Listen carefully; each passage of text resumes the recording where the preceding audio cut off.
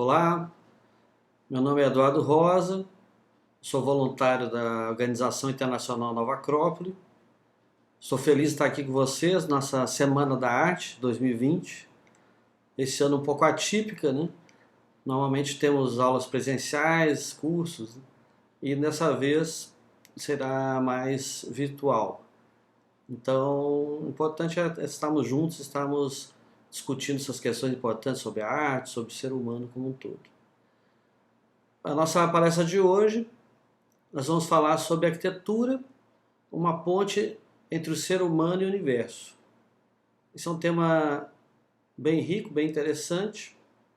E lembrando que a ideia das nossas palestras em geral não é gerar uma erudição, muitos conhecimentos sobre algo específico, né? Isso tudo é importante, mas a ideia principal é, de alguma maneira, né, a filosofia vai nos ajudar a entender a nós mesmos, a natureza, a sua dinâmica, entender a vida como um todo. Então esse é um tema também que, apesar de estar ligado à arquitetura, né, é uma questão mais técnica, né, e também me lida com arte, claro, mas é uma maneira da gente entender também o ser humano, certo? Então vamos entrar nessa jornada aí. Bom, a primeira questão que a gente pode pensar, né, sobre arquitetura, por exemplo, é interessante a gente refletir sobre a origem da arquitetura. É uma maneira da gente reavaliar essa arquitetura e ressignificar ela, né? Então, se a gente for pensar onde começou a arquitetura, qual a sua origem, né? É claro que a gente, historicamente, né, a gente tem as primeiras civilizações, né? Antes disso, o homem começou a se fixar com agricultura, pecuária, e fazer as primeiras residências, né? E antes disso ainda, habitava cavernas, abrigos, né, naturais, né? E agora, se a gente for pensar a, a, as atividades humanas como um todo, né? Se a gente for ver a origem delas, a gente sempre vai encontrar, de alguma maneira, essa atividade na natureza. Então, não é que o ser humano inventou a arquitetura de alguma maneira já estava na natureza. Como qualquer atividade humana, se a gente for pensar, né? Na arte mesmo, se a gente for pensar de onde surgiu a dança, qual a origem da dança, então quais os primeiros povos que dançaram. Praticamente toda a cultura, né, que a gente conhece tinha dança, não tinha essa expressão. Então, agora se a gente for ver, né, os planetas, por exemplo, em torno do Sol, né, estão girando em torno do seu eixo, girando em torno do Sol, e o Sol também gira em torno da galáxia. Então tá tudo girando, né, tudo ritmado, né, até como se fosse uma dança, né? E na natureza mais próxima também, na nossa escala, né? Então os animais voando, se movimentando, as folhas ao vento, e a nível microscópico, só pensar os elétrons em torno do átomo. Então, de alguma maneira, a natureza ela se move, se movimenta, tem ritmos, né? tem esses ciclos. Né? Então, praticamente a dança tá aí. E o ser humano que faz parte da natureza, ele também tem a sua maneira de expressar isso. Certo? A sua maneira humana de expressar essa dança da natureza. E de maneira similar, a arquitetura também, se a gente for pensar a natureza, né, a gente vai ver em tudo que é nível, tudo tem uma forma, tudo tem os seus limites, né, tudo é feito composto de materiais, certo? Tem uma estrutura, né, e tudo tem uma função, certo? E essa forma aí tem que estar em relação com a função, com o uso, a necessidade. De alguma maneira também, como na arquitetura, né, cada objeto arquitetônico, um prédio, sempre tem que ter uma contextualização urbana, o seu entorno, né? Então na natureza também vemos, né, tudo que existe tem um contexto, né, que ele faz parte, é importante. Então a gente pode também entender que a arquitetura, a origem dela é da natureza. Aqui tem umas imagens, né? Aqui são pequenas estruturas microscópicas, né? Então aqui se não me engano, um cristal de água, né? Aqui vê que tem toda uma estrutura, né? Um movimento, né? Aqui tipo, até parece um anel viário, né? Um sistema urbano, né? Em que várias ruas, né? Se articulam numa rótula dessa, né? Aqui tem outra estrutura microscópica, vê que parecem pilares, vigas, né? Em que conformam espaços, né, internos, né? Aqui essa estrutura esférica, né? Com vários pontos de contato com o plano exterior, então a parte interna e externa tem toda uma comunicação. E aí vai, aqui também outras formas, né, são fossilizadas, essas aqui são os radiolários, né? Então, formas das mais ricas composições, né? Geometria complexa, né? Então, vê que são como se fossem microarquiteturas, né? Aqui já um desenho esquemático de uma célula, né? Então a célula também é algo muito rico, né? Um espaço tem seu limite, a sua membrana, o citoplasma, o núcleo, né? E dentro tem um funcionamento bem rico, complexo, né? Essas organelas, tudo. Aqui como se fosse uma cidade, a gente pode associar, né? Uma estrutura muito complexa aqui, né? E tem todo um funcionamento, uma forma adequada à sua necessidade, né? Às suas funções. Aqui da direita já é uma concha Nautilus, né? Cortada, né? Então uma escala que a gente visualiza muito bem, né? Então essa aqui é bem famoso nesses padrões geométricos repetidos, né? Anéis que se comunicam e vão crescendo numa razão matemática, né? E gerando espaços com estruturas, né? E numa escala também mais macro, né? Astronômica, no próprio planeta nosso, né? Então ele tem essa forma esférica e tem todo um funcionamento rico dentro de si. Internamente tem toda uma estrutura aí, né, para manter esse jogo de forças. E bom, aí vai aqui uma galáxia, né, também. Então, ou seja, tudo que está na natureza, em qualquer escala, também vai ter, ele tem a sua arquitetura, né, sua forma, sua função, seus materiais, suas substâncias. E uma questão natural que surge, se a gente vê então que essa arquitetura já está na natureza, o ser humano de alguma maneira copia dela, né, é natural te perguntar, né? Quem que fez essa arquitetura da natureza? Quem criou, quem imaginou, quem planejou? Assim como se tiver um prédio interessante, né, uma obra arquitetônica interessante, a gente quer saber quem foi o arquiteto, né? Quem pensou, quem deu essas soluções interessantes. Então, a gente vê que na humanidade, né, em várias civilizações, sempre teve essa questão. Quem foi esse ser aí, essa inteligência, esse arquiteto da natureza, que fez essa natureza aí de uma maneira tão bela, harmônica e tanto nos detalhes microscópicos como macroscópicos, né, como a gente viu, né? E é interessante porque de alguma maneira a gente vê que esse arquiteto da natureza esbarra com a ideia de Deus, né? Esse mistério, né? Essa inteligência que está por trás da natureza, que em toda a humanidade a gente sempre chegou a esse ponto, né? E é interessante que se a gente for ver a própria ideia da cosmogênese dessas tradições, a gente vai ver uma estrutura de criação semelhante a uma arquitetura, a uma maneira de ver, né? Aqui esse slide, né?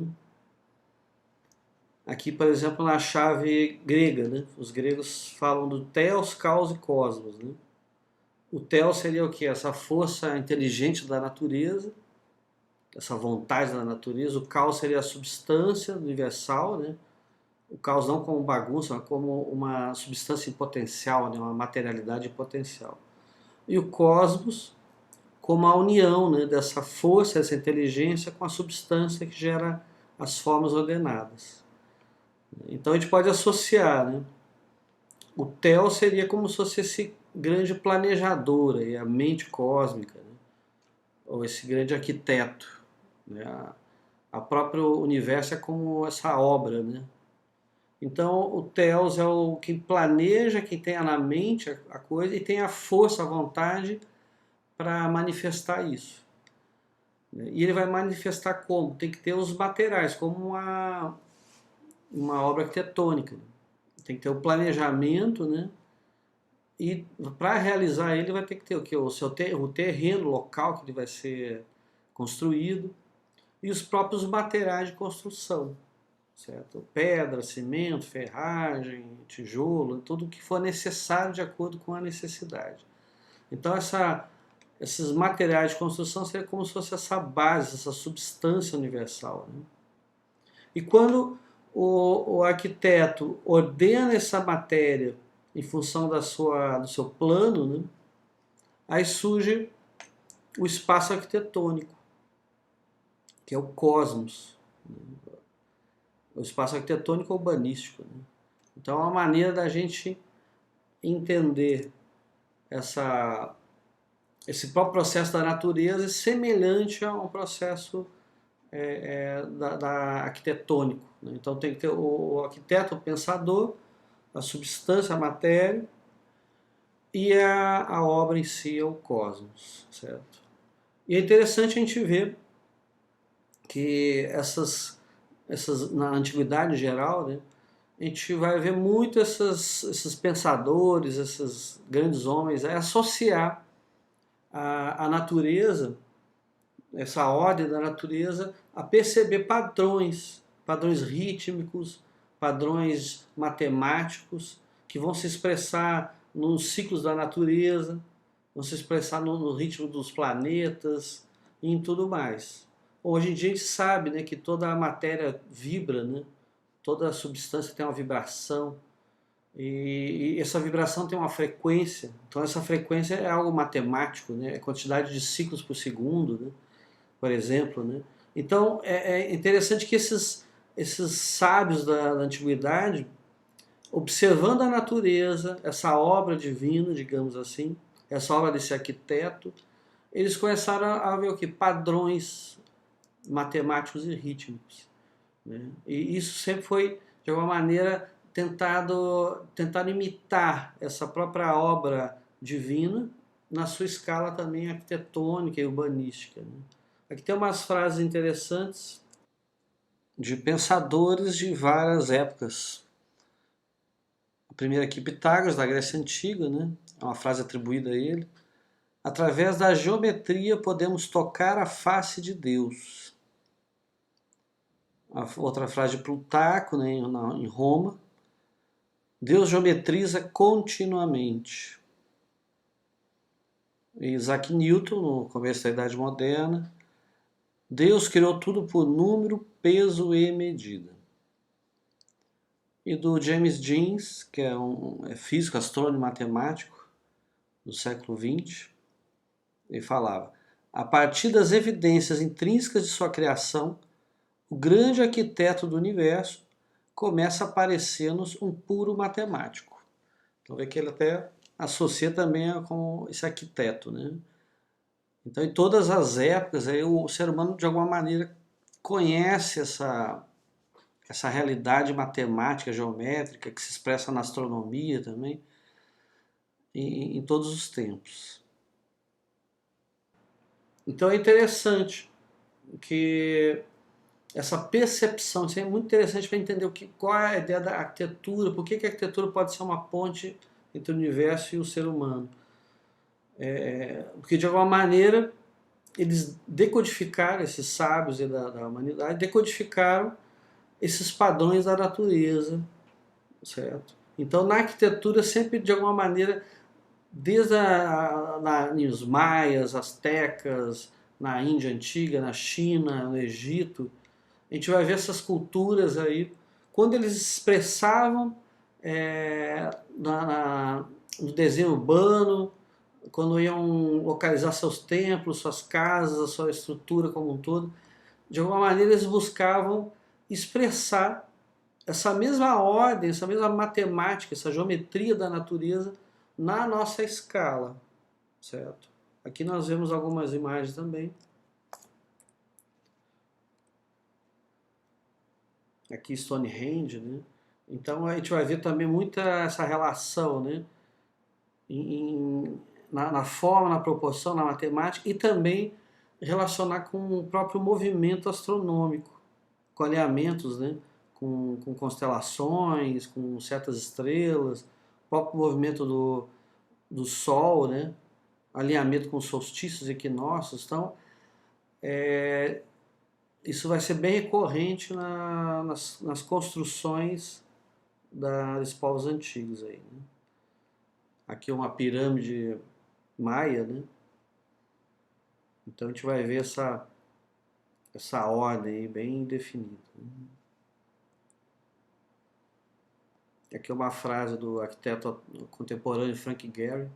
A arquitetura deve falar do seu tempo e lugar, porém anseia por ser atemporal. Então é interessante essa frase do arquiteto atual que vai relacionar de alguma maneira essa arquitetura que responde à necessidade da época, mas também responde a um ritmo universal, a questões aí que estão além do tempo e do espaço.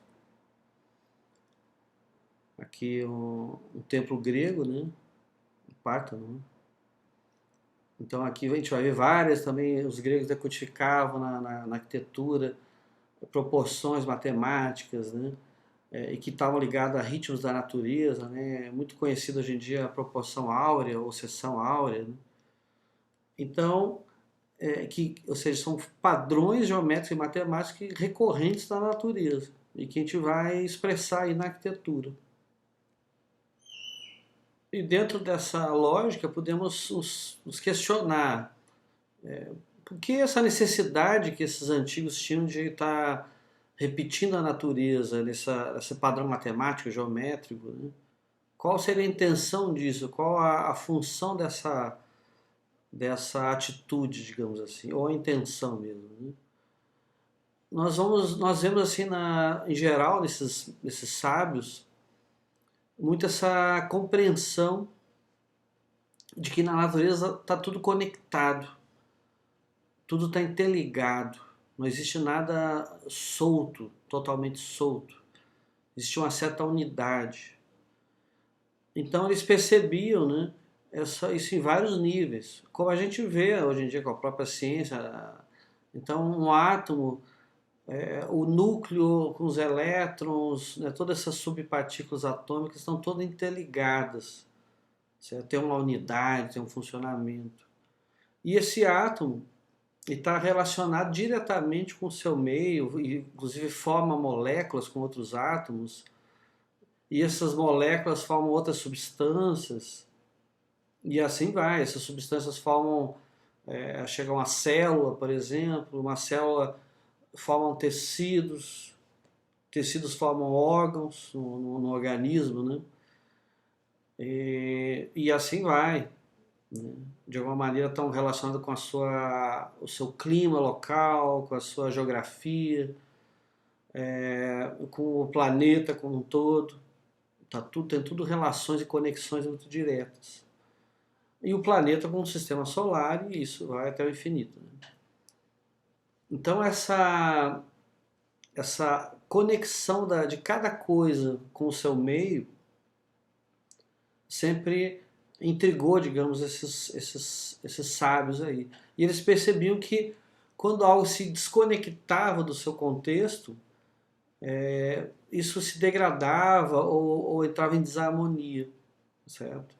É como pensarmos, por exemplo, numa célula que ela age e ela cresce e ela se modifica, né, de uma maneira desconectada do corpo ou do tecido que ela faz parte, né? É como um câncer, né? Então às vezes ela cresce desproporcional, a ação dela não está trabalhando para um sistema maior que ela faz parte. Então isso gera o que ela se torna distorcida, né? Então isso é ruim para o organismo e principalmente para ela mesma, certo? Então isso é importante para entendermos essa relação das coisas. E uma coisa que a gente vê muito é o próprio sentido de cada coisa, ou necessidade, né? Assim como na arquitetura, né? A gente vai, para entender uma obra arquitetônica, A gente sempre vai ter que entender o seu contexto urbano, o código de obras, as necessidades que geraram aquele objeto arquitetônico, a cultura da sua época, os valores, tudo está interligado, né?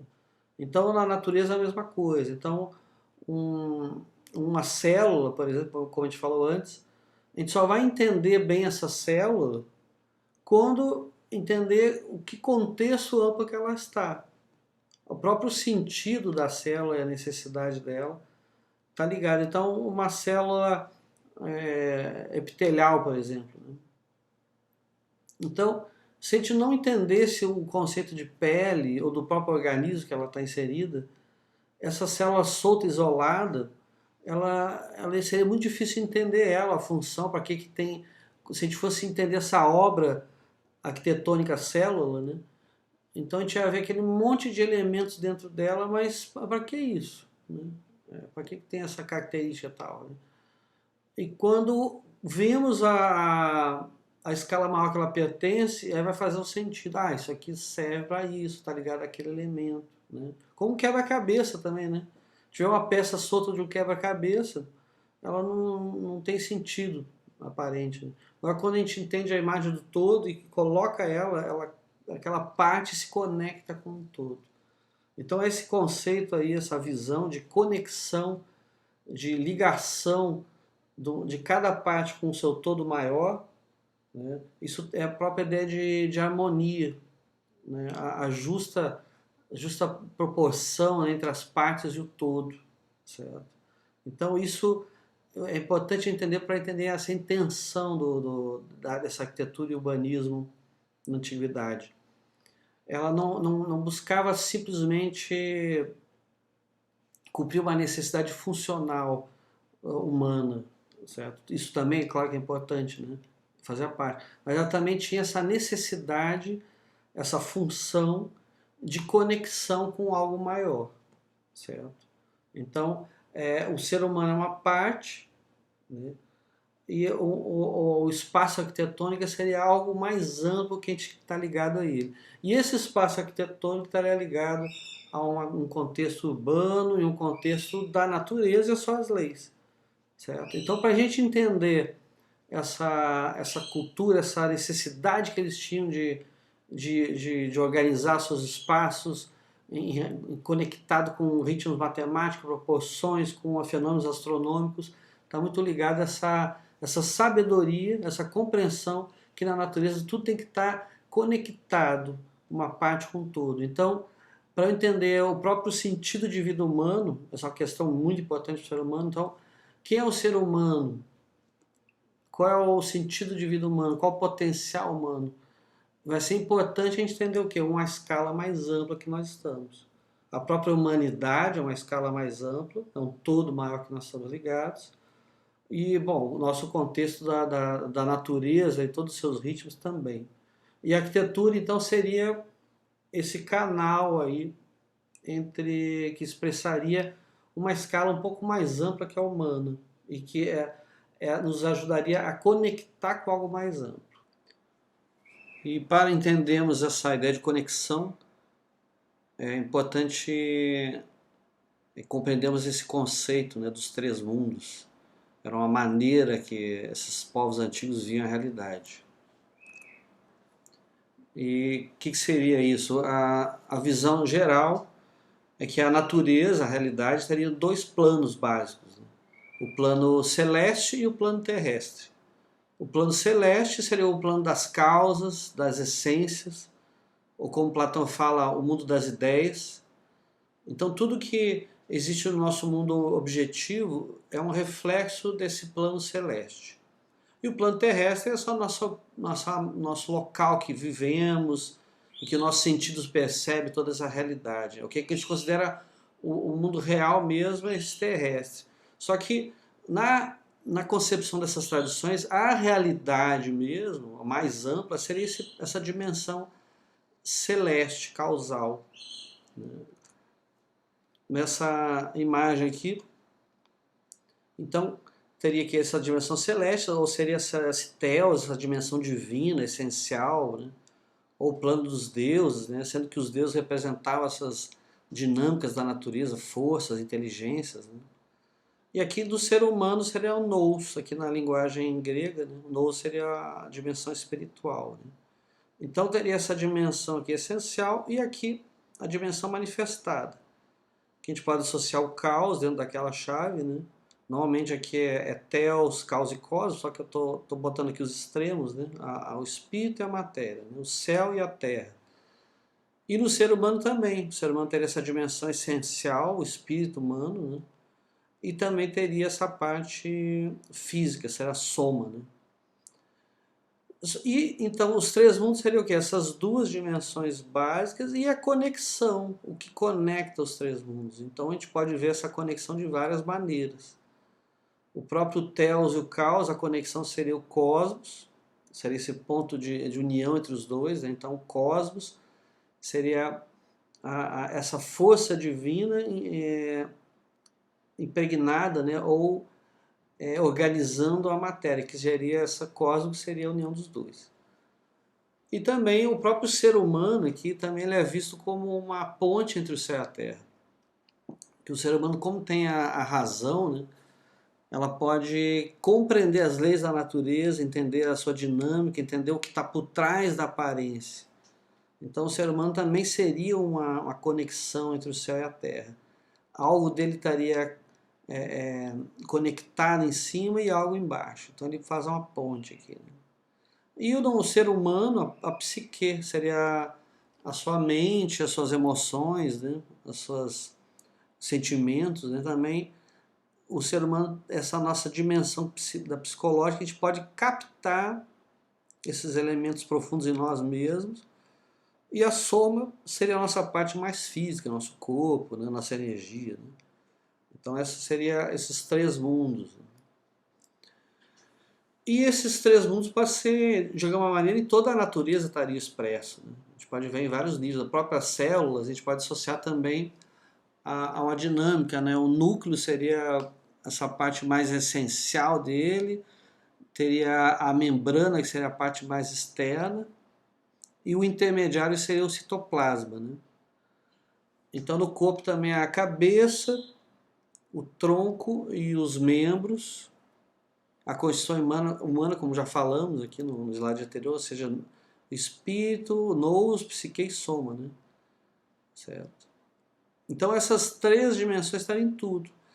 E também a gente estudando a própria questão do urbanismo, né? As cidades dessas tradições, elas tinham de uma maneira bem definida esses três mundos, que na Grécia chamava de acrópole, essa parte mais alta, sagrada, né? Que estavam os templos, os monumentos aos heróis, né? A ágora, que era onde se vivia, né? Normalmente o dia a dia, que também acabou tendo uma conotação mais específica de praças, né? Na Grécia, da praça, do comércio, né? E o agro seria a parte externa da cidade, onde vai, de alguma maneira, sustentar, alimentar a materialidade dessa cidade aqui, né? Então, a arquitetura, o tema da nossa palestra é a arquitetura como uma ponte, né, uma conexão. Então, a arquitetura também seria uma chave de conexão desses três mundos. Entre o ser humano e o universo, ou todo, ou essa dimensão essencial da natureza, seria uma distância grande ainda. A arquitetura e o urbanismo, né, as nossas intervenções no espaço, elas teriam essa intenção de ser uma ponte, um canal, um degrau intermediário que pode lembrar o ser humano de onde ele faz parte, de quem ele é, né? Então essa arquitetura com uma conexão entre o ser humano e o universo. É o que chamam também, né, essa arquitetura ter essa função de uma hierofania. Hierofania é um termo usado por Michel Eliade, que é a manifestação do sagrado no mundo, certo? Então a arquitetura, e esse sagrado o que seria, né? O sagrado sempre está ligado a um sentido mais amplo, né? Seria um pouco além dessa noção normal que a gente tem de religião. Estaria ligado sim ao conceito de religare, né? Certo? Então o sagrado é uma é uma dimensão que tenha sentido. Então, quando a gente sacraliza algo, a gente dá um sentido profundo às coisas, certo? A gente conecta com a sua origem, com a sua dimensão mais essencial, a dimensão causal. Então, no sagrado, a visão sagrada da realidade, tudo teria um sentido, tudo teria uma necessidade mais ampla, um valor mais elevado. E o contraste seria o profano. O profano seria uma dimensão mais comum, normal. Como chama também o próprio Mircea Eliade, né, ele chama de uma homogeneização. Então, na dimensão profana, tudo tanto faz, é uma questão de gosto pessoal, o valor das coisas está muito no meu interesse pessoal. E na dimensão sagrada, não, aquilo está ligado a um princípio do universo, a um sentido mais amplo. Então, a arquitetura teria esse papel de ser uma manifestação dessa dimensão elevada e nos lembrar dessa dimensão elevada. Então é por isso que é chamada também dessa hierofania. Os três mundos também podemos associar a uma cidade, a escala urbana, né? Aqui nós temos uma imagem de uma reconstituição, né, de Atenas antiga, né? Então aqui está bem clara essa parte central da cidade, a parte mais importante da cidade é a Acrópole, a parte alta, a cidade alta, né? E aqui vemos as praças, né, outros templos, teatros, mercados, as casas, todas. Isso que seria aquela parte da ágora, seria essa vivência do dia a dia, né, que também estaria impregnada de beleza, de ordem, a própria cultura, né, teatro, música, isso tudo faria parte da ágora, né? E aqui externamente, né, a parte extra-cidade, né, é onde tem a parte de produção agrícola, as florestas, as nascentes, né? Então essa a parte externa. Então Acrópole, Agros, Acrópole, Ágora, né, e Agros, essa parte externa, né, da cidade. Mais externa, mas é que de alguma maneira alimenta, sustenta essa cidade como um todo. Aqui temos uma imagem, um desenho também de cima, né, de Atenas. Aqui dá para ver bem, né, que é a Acrópole, a Ágora, no sentido amplo, né, porque o grego usava a Ágora como um local, a praça, né, como a gente falou. E aqui externamente, que está até os muros nessa época que desenha, é Agros, certo? E é interessante, né, que nesse centro, né, geralmente no centro dessas cidades é onde estava essa parte mais sagrada, ou numa parte mais elevada, e tem toda a ideia do simbolismo do centro, como se fosse esse ponto gerador, que vai unificar tudo. Então essa parte mais sagrada, a cidade alta, aí, né, onde tinham os deuses, os templos principais, os heróis, né, e também toda a parte cívica da cidade. Então representava o que a cidade tinha de melhor, de mais elevado, as origens também, né? Então isso que dava sentido a toda a cidade. Por isso que geralmente era o centro que aglutinava tudo, certo? A gente vai ver em várias cidades. Inclusive tem um tema interessante também, porque essas cidades geralmente eram fundadas como se fosse uma cerimônia que repetia a ideia do surgimento do universo. Como se fosse esse mito do surgimento do universo era repetido no surgimento de uma cidade, certo? Como se fosse aquela cidade um pequeno universo, né? Um reflexo daquela a lei da ordem do todo no mundo material. Então todo o ritmo que essa cidade era construída, né? Os parâmetros eram cerimoniais. Aqui outra cidade, aqui a capital azteca, né? Tenochtitlan. Também a mesma ideia, né? Tem o centro aqui, foi bem. Então, esse centro aqui onde está a parte mais sagrada, que seria tipo a Acrópole, né? E de lá vai articulando a cidade como um todo, né? Onde tem as artesãos, né? As casas. E aqui é protegido por essa água, então aqui é bem como se fosse aqui o Teos, né? O Cosmos e o Caos, ou Acrópole, Ágora e Agros fora, né? Estão aqui protegendo a cidade também, né? Então a gente vai ver. Bom, e aqui também é aquele centro que articula tudo. Então a própria cidade vai estar sempre lembrando a origem, quem somos, por que estamos aqui, né? O sentido da vida, o que é de mais profundo, né? Então a estrutura urbana vai estar nos lembrando disso. E aqui é uma cidade da Idade Média Europeia, né? Aqui é um mapa já do período renascentista, final da Idade Média.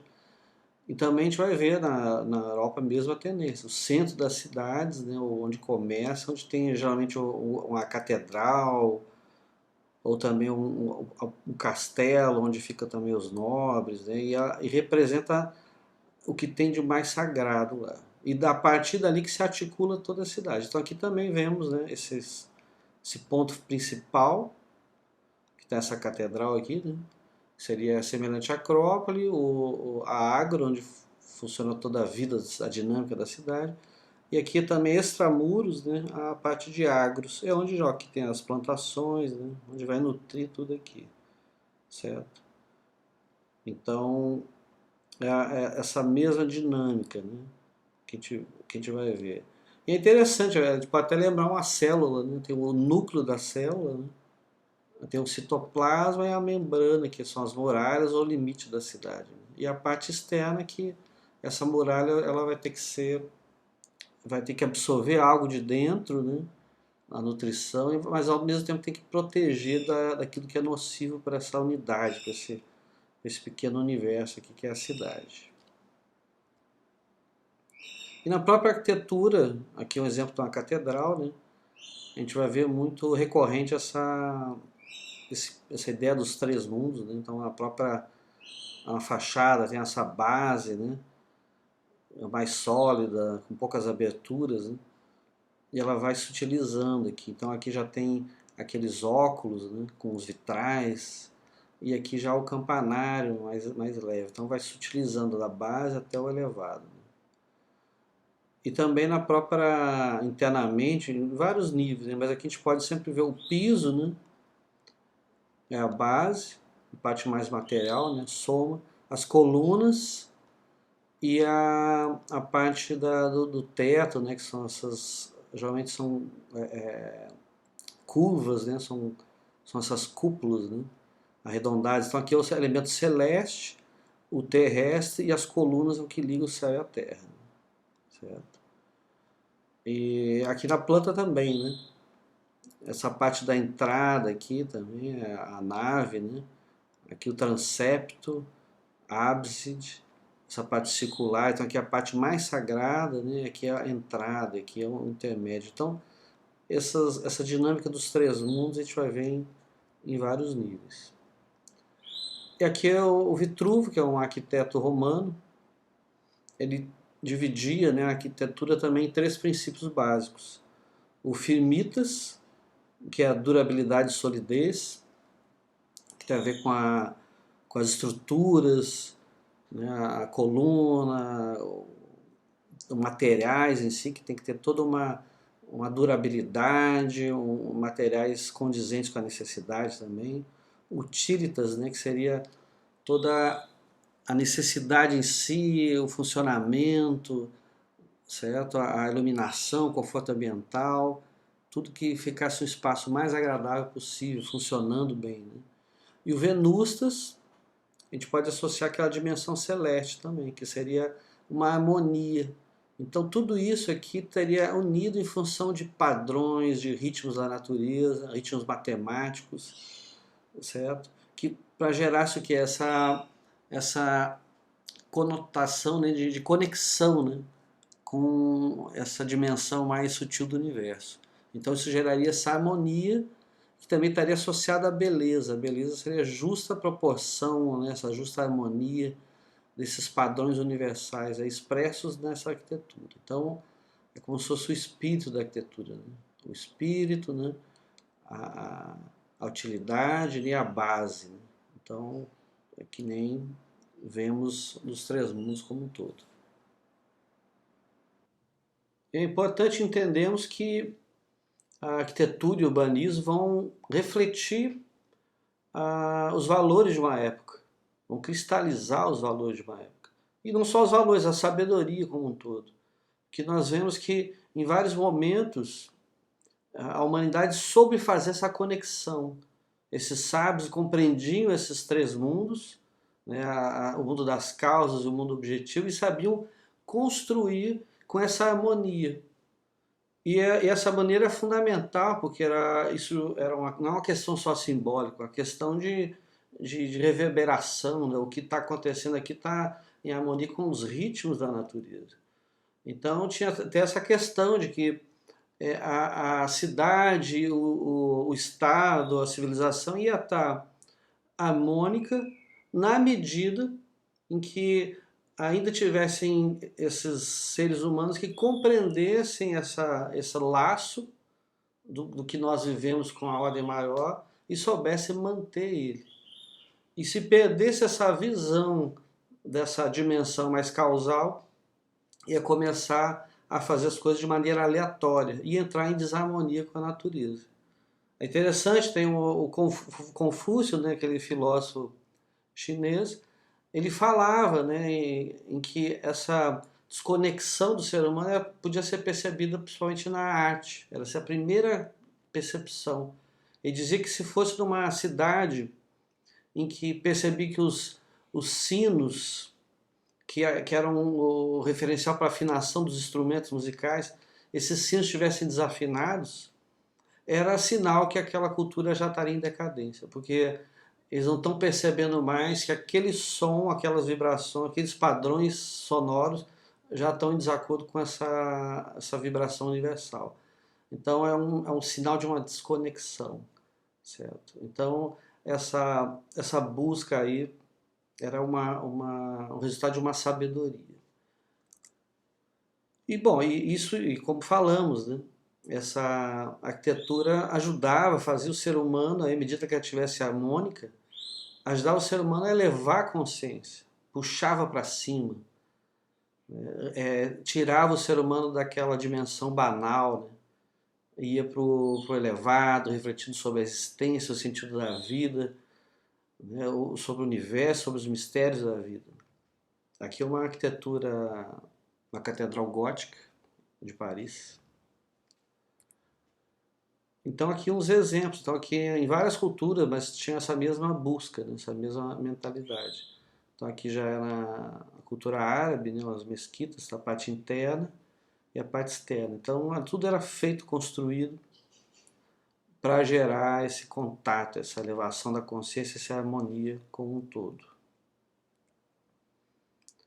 E aqui na cultura budista, né? Então era a ordem, a beleza, o ritmo, tudo ajudava aí o ser humano a se reconectar. E também aqui na parte urbanística, essa imagem que já vimos antes.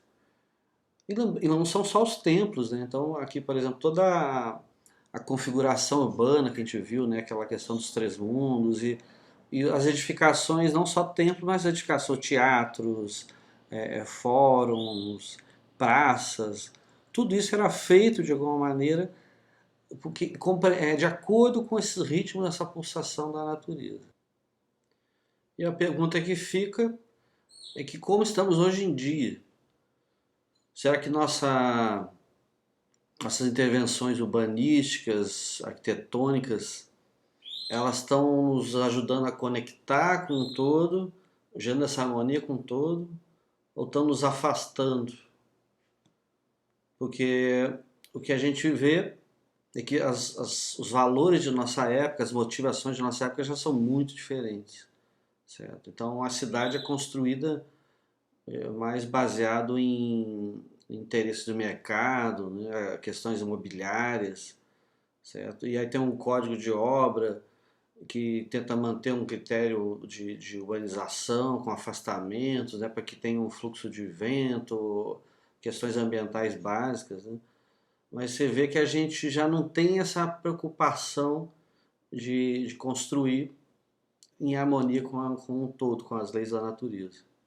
E é interessante que quando a gente vê análise, né, analisando, sei lá, a pirâmide maia, a arquitetura maia, asteca, essas civilizações antigas egípcias, né? A gente vai ver que estão todas alinhadas, como a gente falou, né? Ritmos, padrões matemáticos, proporções, alinhado com questões astronômicas, com o ritmo da natureza. E a gente fica falando, né? Eles tinham uma obsessão pela matemática, é obcecado pelos astros. Então é interessante porque a gente vê que aquela motivação ou aquela sabedoria, aquele conhecimento que aquelas culturas tinham, a gente percebe que, pela nossa avaliação deles, percebe que tinha uma matemática precisa, uma proporção precisa, uma geometria de alto nível, né? Mas a intenção a gente perdeu, a gente não, nem entende mais, a gente acha que eles eram obcecados pela matemática, era uma mania, certo? Então, não era mania, eles tinham que fazer, né? Eram sábios que entendiam essa relação. Então, hoje em dia, é feito de uma maneira muito aleatória. Aqui tem algumas imagens, né? Que é uma cidade contemporânea, muito bonita aqui a imagem, né? Mas a gente vê que os prédios, cada um tem a sua realidade, né? E geralmente o que motiva mais é um destaque, né, de um prédio para outro, né, para uma questão de mercado, né, de imponência. A gente não vê um sentido aí. As coisas. Isso que é importante. Como a gente perdeu essa motivação, essa compreensão dessas leis mais amplas, principalmente da influência que tem na gente, a gente acaba construindo de qualquer jeito, certo? Vai aleatoriamente. Aqui é uma imagem da cidade, aqui é São Paulo, mas é bem uma imagem de um centro de cidade típico, né? Então que vão sendo construídos aí, pensando mais no mercado imobiliário, em colocar cada vez mais pessoas em menos terrenos, mais apartamentos, né? Então vai fazendo de qualquer jeito, aí ficam umas conformações urbanas muito caóticas, né? Então será que isso influencia o ser humano? Com certeza. Nada, tá tudo interligado, como diz, tudo tem uma unidade. E quando isso é feito de maneira inconsciente, aleatória, a tendência é nos afastar dessa unidade, né? Certo? E essa é a grande preocupação que se a gente for ver a própria formação do arquiteto, né, urbanista, a gente vai estar sendo formado com questões a estudar um pouco da história, né? Questões da tecnologia, de estruturas, cálculos, né, estruturais, a questão de funcionalidade, de uso de materiais, também a questões estéticas, no sentido de buscar os espaços mais agradáveis possíveis, né? E também contextualizados com o contexto urbano. Tudo isso são coisas várias importantes que se estuda, mas essa parte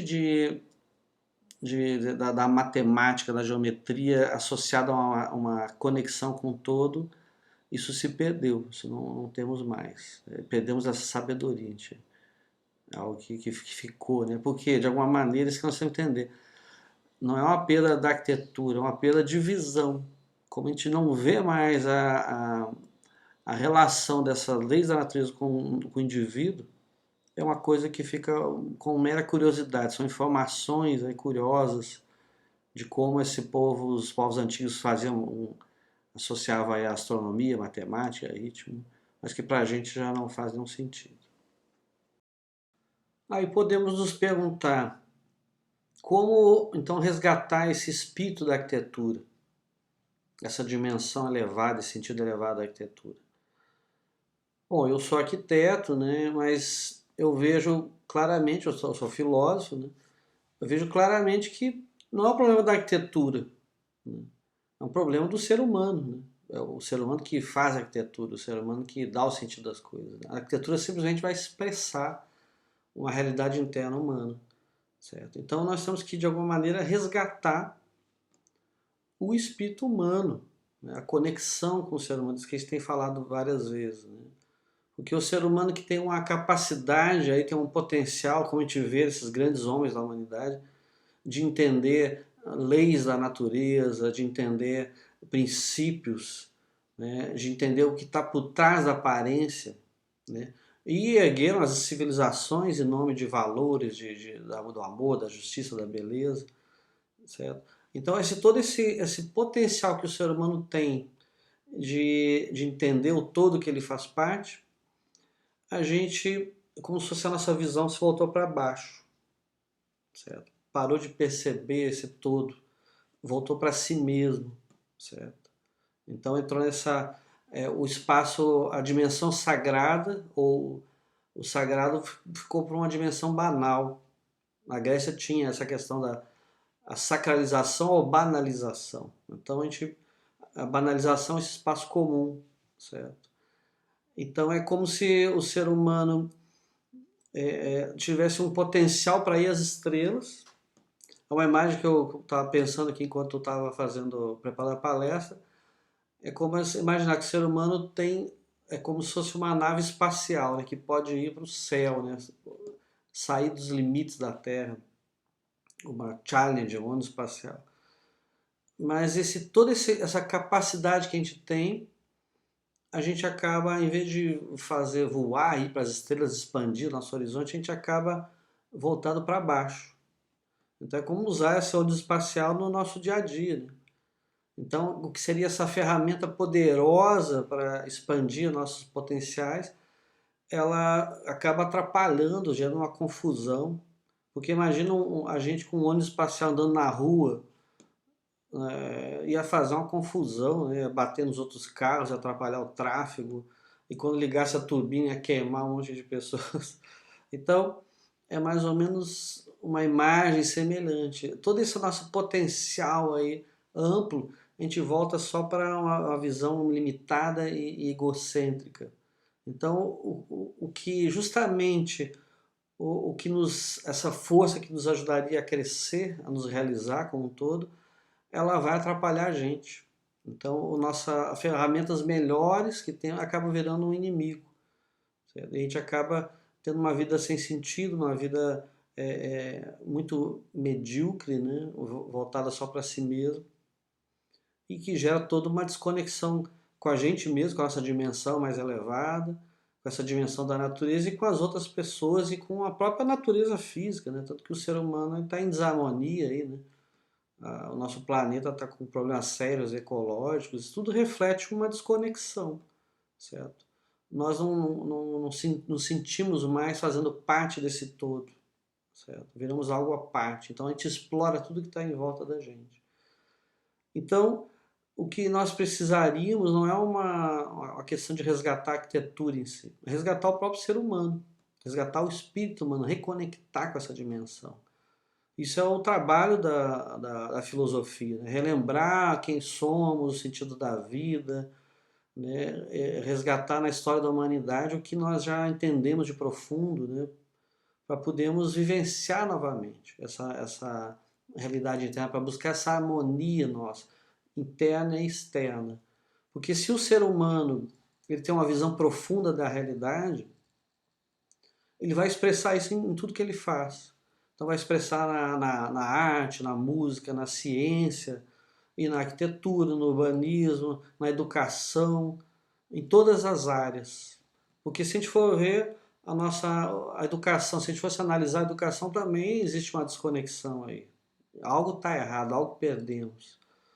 E não é um problema da educação, é um problema do ser humano. Então, essa é, é, seria a origem, o ponto importante, né? Então, se a gente tem seres humanos mais sábios, que têm uma visão mais profunda da vida do cotidiano, da vida ampla, nós vamos gerar esses homens sábios que, se fizerem arquitetura, vão fazer arquiteturas belas, inspiradoras e que nos eleve a consciência, nos reconecte com uma dimensão mais ampla, certo? Então, o que nós estamos precisando é de seres humanos com mais sabedoria.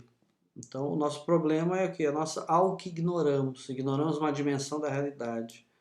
Isso vai refletir na nossa vida, em tudo. Então, essa é a ideia dessa palestra, né?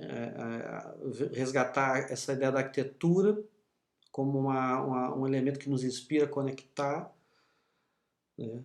E ao mesmo tempo, através disso, ver como nós estamos hoje em dia e ver o que nós temos que estar buscando. Então essa é a missão aí de uma escola de filosofia, como a Nova Acrópole, que é de cultivar a nossa acrópole interna, por isso que é Nova Acrópole, né?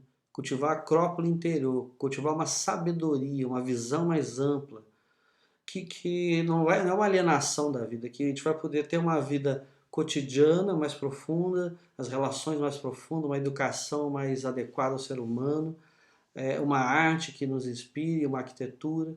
Então, tudo seria uma expressão natural desse ser mais integral que nós devemos buscar. Então, obrigado a todos. Essa é a nossa ideia que vai passar. Então, se tiverem algumas perguntas, vocês podem colocar aí na mensagem, né, que na medida do possível a gente vai respondendo. Esse assunto é bem rico, né, e cabe muitas discussões em cima. Então, obrigado e até a próxima.